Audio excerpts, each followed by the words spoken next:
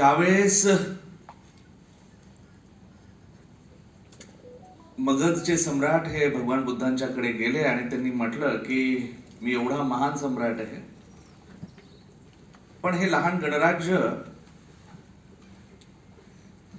याच्यावर मी अधिकार करू शकत नाहीये, अशी काय शक्ती आहे त्यांच्यामध्ये. तर त्यांनी ते सांगितलं की वज्जी लोक हे सतत एकत्र येतात, एकत्र राहतात, एकत्र निर्णय घेतात आणि त्यांच्या एकतेमध्येच त्यांचा विजय हा लपलेला आहे.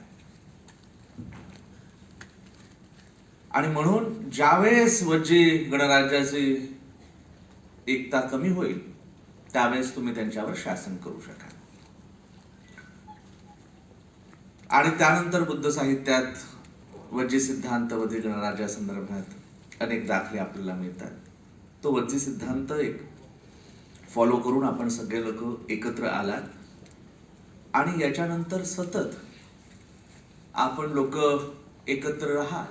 यासाठी नाही की आपल्याला फक्त बिझनेस करायचा आहे, यासाठी नाही की एकमेकांसोबत नेटवर्किंग एस्टॅब्लिश करायची आहे, पण यासाठी की आम्ही सगळे लोक एक आहोत.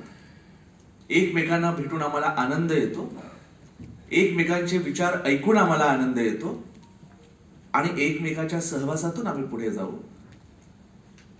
हा जर विचार आपल्याकडे असला तर मग आपण एकत्र राहू शकतो आणि तरच मग आपला विकास होईल. एकत्र राहण्यासाठी कोणती ऑब्जेक्टिव्ह एक्सटर्नल ऑब्जेक्टिव्ह आपल्याकडे असेल तर जेव्हा तो ऑब्जेक्टिव्ह नाश होतो त्या ऑब्जेक्टिव्हचा, म्हणजे उदाहरणार्थ बिझनेससाठी आपण एकत्र आलात आणि मे बी बिझनेस एस्टॅब्लिशमेंट तुमच्या रिलेशनचे झाले तर अर्धे लोक मग याच्यानंतर पुढच्या वेळेस येणार नाही, किंवा एखाद वेळेस बिझनेस रिलेशनशिप इथे नेटवर्किंगला मिळालं नाही तर का बरं आपण महाराष्ट्राच्या कानाकोपऱ्यातून यावं, हा पण एक प्रश्न निर्माण होतो.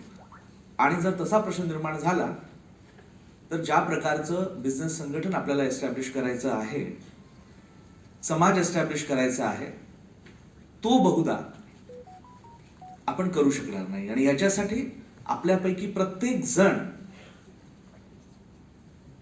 हे एक महत्वाचा एलिमेंट आहे. आपण स्वतःला कमी समजता कामा नये की मी नाही गेलो तर काय होईल, असं प्रत्येकाने विचार केला तर मग कोणीच येणार नाही. आज जर आपण या बिझनेस मीटच्या संदर्भाने इथे उपस्थित झालेलो आहोत